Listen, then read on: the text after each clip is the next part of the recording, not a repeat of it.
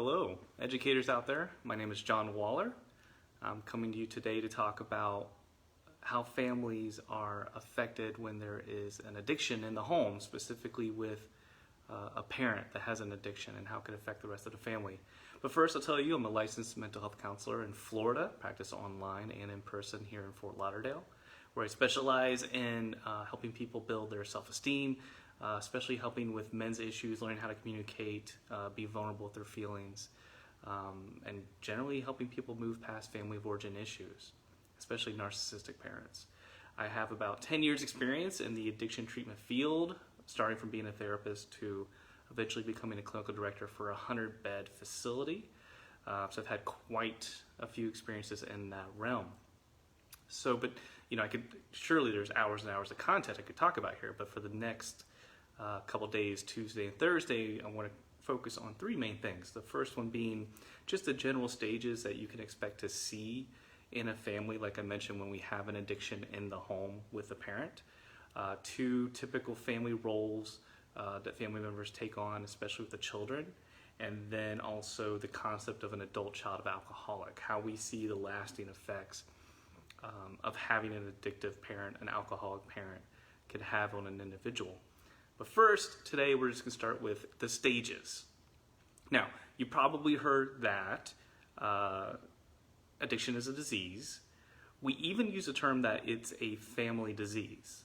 Now, this is a little confusing because in the alcoholic or an addict, the addiction lives as a disease in the brain.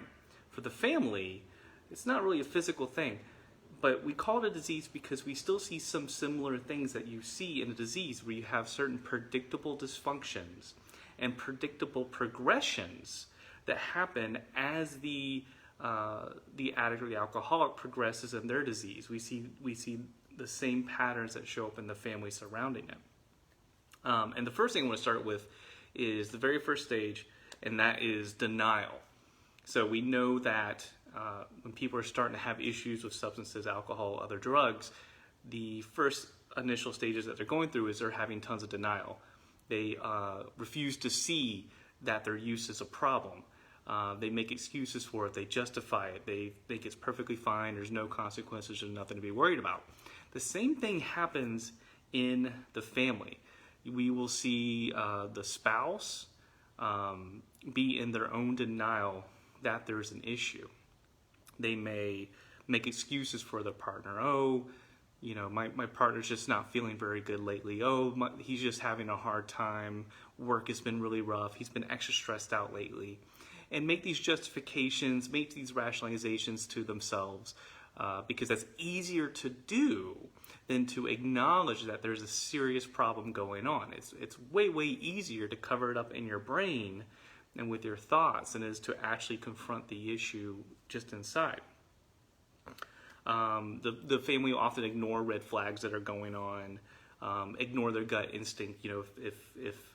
If a partner is actually hiding a drinking issue, a drug issue, or if their use is starting to get out of control, you will know it. You will see it. You will have a gut feeling that something's wrong. But in the denial stage, people kind of ignore that. And also in this stage, children may not even be fully aware of what's going on. They may even see the parent's use as normal, that this is something that happens in normal families, that this is a normal occurrence. So the children will not really understand that there's something problematic happening here. Eventually, the substance abuse, the alcoholism, gets to a certain degree where the denial gets shattered, and we have what I call at-home rehab. That is when it is cat's out of the bag, it's obvious that there's an issue, and the spouse, the partner is saying, hey, there's an issue here, you've got to stop. What families first usually try to do, rather than seeking help on the outside, whether it's through a therapist or through treatment, is they try to solve the problem in-house. That's what I call at-home rehab. What can that look like? That could look like the spouse or the family members try to control the use, or they might start monitoring the use. So it could look like I'm going to start counting how many beers he drinks each night. I'm going to start limiting his pills. I'm going to hang on to your pain pills so that you only take one a day as prescribed and you don't end up abusing them if it ends up being a pill situation. It could also look like trying to track. We got these smartphones now where you can share each other's GPS data at all times, and that becomes, whoops. Okay. At this point, children may actually become aware of what's happening. And really that depends on how the family historically treats these kind of issues, what the family rituals are. The family rituals are to keep everything secret, don't talk about problems, address things within house. They may continue to withhold what's happening with the children, and the children may not be fully aware of what's going on.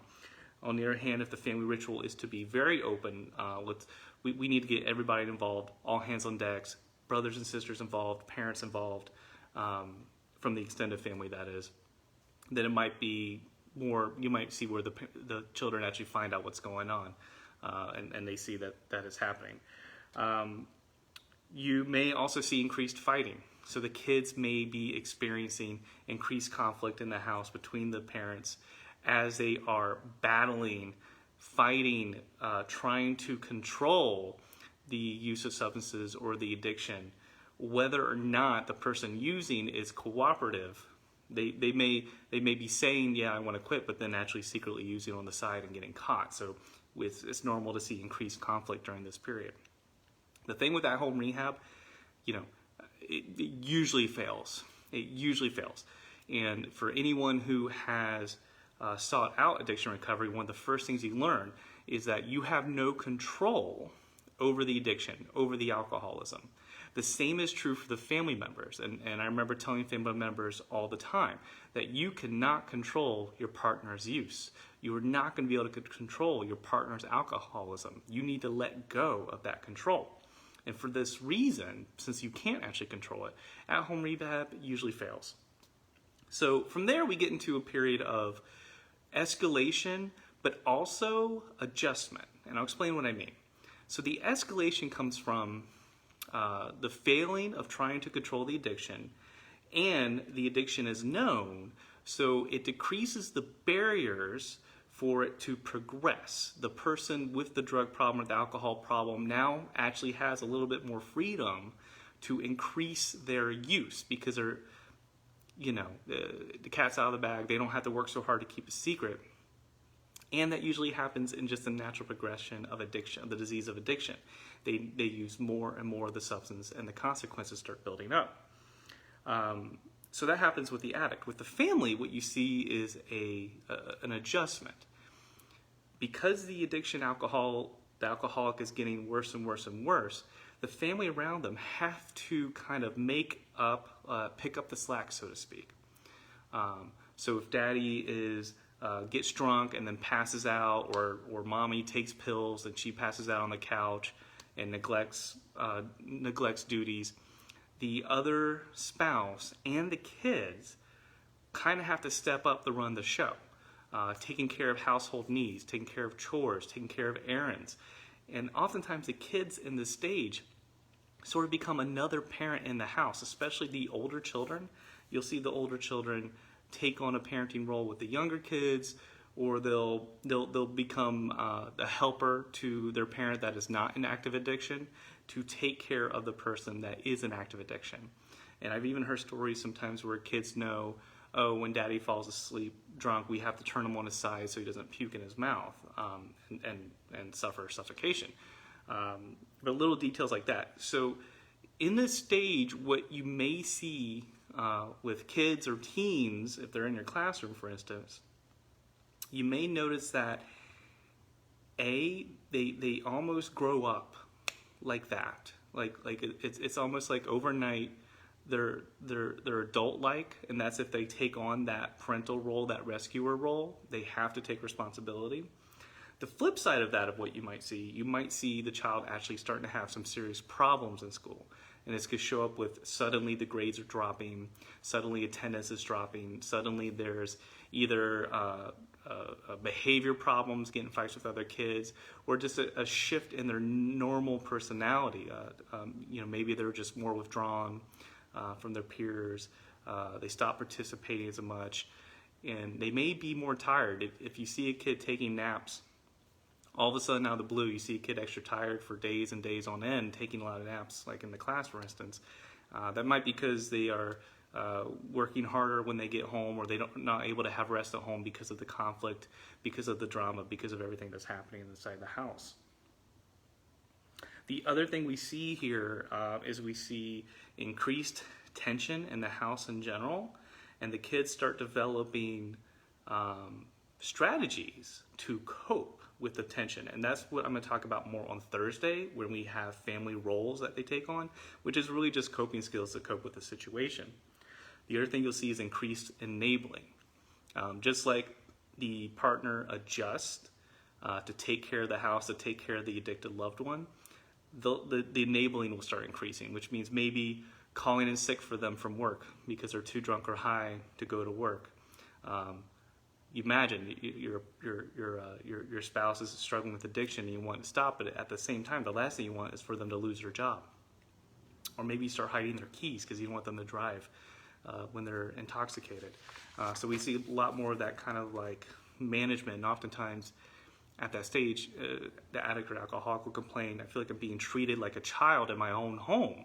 Well, there's actually a legitimate perspective there, because that is what's happening, that the other family members are having to essentially babysit and take care of the home and almost leave the addict and alcoholic to do their own thing. Now, this may continue and continue to escalate and escalate and escalate until there is a crisis. And by crisis, it could just be a huge blow up of consequences. It could be loss of a job. It could being caught at work drunk or high, or having drugs or paraphernalia. It could be legal consequences. A DUI would be a good one, or any kind of police action where you're caught and then you suffer major consequences. This is the time that usually people finally get into treatment, when there is a crisis. And I tell families this all the time, that when that crisis happens, they have to act. Like their 100% focus should be to get that loved one into treatment, because that is the time that the addict or alcoholic is most likely to accept the reality that they need to go in treatment. There's this thing that if you do call a treatment hotline or a substance abuse help hotline, they will pressure you to check in like that day, like within 24 hours, like book a plane ticket tonight and get your butt in treatment. The reason for that is because if the crisis passes, then the addict or alcoholic will lose the motivation to actually go get help. In the moment of crisis, they feel like they have no other choice. Oh my gosh, I'm tired of this. I've hit rock bottom. Everything's falling apart around me. I need help. But if that crisis passes and things kind of get to like this normal baseline, or the conflict gets resolved, the legal issues get resolved, the enabling kicks in, and the consequences are reduced, then the addict or alcoholic has an excuse not to follow through with it. So that's why I tell family members, when your loved one says, I'm ready for help, or when there's a major crisis, you get their butts in treatment immediately, because you have a short period of time where you have that level of high motivation. Just making sure I'm not leaving out any things here. Oh, this is another interesting thing.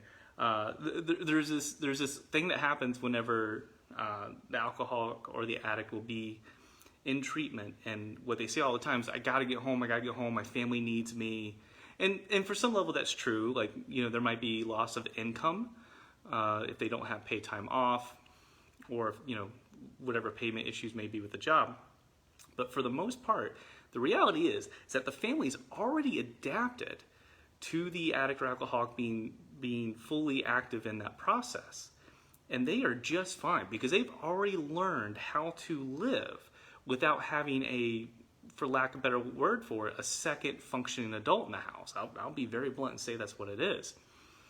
So it's important to know that the family is going to continue to function, to do their daily life without the addict or alcoholic in a home, they're going to continue to be okay because they've already learned how to adapt. And quite frankly, it's a period of relief. It's actually a period initially of decreased anxiety in the home because a major problem is being addressed. Now, as we get to the addict or alcoholic completing treatment, preparing to come back home, then you may see the anxiety and the tension rise back up as we reintroduce this. So, imagine a parent goes to treatment, has like 30 days clean, comes back home, everything is fine, right? No, of course not. Everything is not fine. There is a long period which I call rebuilding trust or recovery. So we use the term recovery for addicts because there's no one and done. It is a continuing process to make sure that you stay clean from drugs or that you continue to stop drinking and avoid alcohol. The same thing happens with the family. The process of rebuilding the family system is a long process. And in this stage, you will expect to see still problems with trust. Because a lot of trust was violated while the addiction was going on. There's a lot of lying, cheating, and stealing. And has nothing to do with love, has nothing to do with the person being a good person or their morals or values. They have to lie, cheat, and steal to keep the addiction going. It's just part of the deal. So it's going to take some time for the partner, specifically the spouse, to redevelop trust with their loved one who had the issue. Now with the kids, this can be quite confusing experience. This could be a very unsettling experience. Because on one hand, you're happy that you've got your dad back, that you've got your mom back, and there's nothing you want more in the world to return to normal. And to have, and oh, finally, my dad is giving me love and attention, my mom's giving me love and attention, this is fantastic. And then on the other hand, it's a shaky period because the parents may be fighting as they renegotiate this new life of rebuilding trust with each other and trying to relearn how to do life again. Especially since the partner that has not had the drug issue has kind of learned to run the house by themselves, and now they have to renegotiate the power. It gets a little tricky. The other thing that happens, and I tell families this all the time when their loved one is in treatment, you cannot expect for things to go back to quote-unquote normal once treatment is over, because the person who is addicted or trying to get into recovery needs to dedicate tremendous amounts of time for continuing therapy, going to 12-step meetings, reading the big book, working with a sponsor. In some ways, the parent that's been holding the house down has to continue to do that because their loved one's single solitary focus is to continue the recovery. And that can be difficult because by this point, I'm sure that parent is absolutely exhausted, but unfortunately has to keep going as they renegotiate their new life. I'm just saying if there's anything else I'm missing here. It just takes time. Oh, the other thing that's really important in this stage is that even after an addict or alcoholic gets clean, there is a phenomenon called post-acute withdrawal syndrome. Now, we all know acute withdrawals. If you drink tons of liquor the next morning, you're going to have a hangover, you're going to have a headache, you're going to feel sick, you might throw up. That's called a short-term or an acute withdrawal. We have it with opiates, we have it with all kinds of drugs. There's post-acute withdrawals is basically long-term effects. The brain has changed so much and has been so damaged and warped from the drug use, especially if it's been going on for years. It takes time for the brain to readjust and heal itself. So that's why we call it post-acute withdrawal syndrome. That even after the person is free from drugs or alcohol or mind-altering substances, they'll still have some issues. They may, it's very common for them to have increased anxiety, a lot of increased irritability, mood swings, cognitive difficulty, like struggling with finding words or finding that they're having some sort of brain fog, or they're not as competent, not as skilled as they would like to be. And it's perfectly normal. It's part of the process. And for that reason, again, I tell families, you need to seek your own therapy. You need to seek your own healing because things are not going to get back to normal for some time. And that usually lasts between 1 year and 2 years, and it really depends on the severity of the use and how long it was going on, and each individual's own physical resilience, really. So, let me see how I'm doing on time. Okay. So just real quick, I'll just go over a few risk factors, because in reality, relapse is unfortunately pretty common, and because it's a disease. It'd be nice if it was easily addressed, easily fixed, but it's not always the case. Sometimes it happens. I do meet. I've had several clients that go to treatment one time, and years later are still perfectly clean and sober and living a great life. It's possible, but relapse is part of it. So I tell family to start looking for warning signs that relapse may be coming. That might mean the red flags that you saw before whenever the addiction was becoming an issue, whenever alcohol was becoming an issue, keeping secrets, being more defensive, changing stories, lying, that sort of thing. Any sudden changes in behavior, the normal has shifted again, or you might see some mood swings. And a big one is not following up with commitments. If your partner is in attempting recovery and they're working a recovery program, going to meetings with their sponsor, if all of a sudden those commitments, those activities they do to keep them sober, if you know they start fading away, or they're not following through with their promises or commitments in other ways, it's also another pretty big red flag that a relapse is either coming or it's already here, and we just haven't found out about it. So that is the main thing. And if I leave you with one thing in just this really quick talk, is that for the addict or alcoholic, they go to treatment. We need the entire family to change and to heal in order for the addiction issue to be addressed. Imagine a family's like a system, right? Everybody has a role. It could be dysfunctional. It could be incredibly dysfunctional, but at least it's a system. Everybody knows their place. Everybody has a role. And if the addict gets plucked out of that, it goes through a change process, goes through an improvement process, and they go back into the system that was previously dysfunctional, it's not going to work. They're either going to relapse, or the family members are not going to be able to handle it. So really the whole family has to change to develop a new system, a new way of living, a new way of being and relating to each other for the new life of recovery for the addict. So I always say, family, I want you to also pursue your own recovery, pursue your own health and growth. And I just want to give that basic rundown. That's basically the bigger picture. So now you have kind of a better idea of what you might see with kids and teens especially.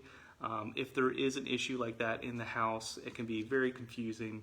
It can be very subtle sometimes, but there are some warning signs. I will see you guys on Thursday, and I'll talk more about the coping skills and the roles that kids take on when there is a parent who is actively using or active in addiction or alcoholism, as well as the lasting effects of what we call adult child of alcoholic syndrome. But with that, I will say goodnight, and I'll see you Thursday.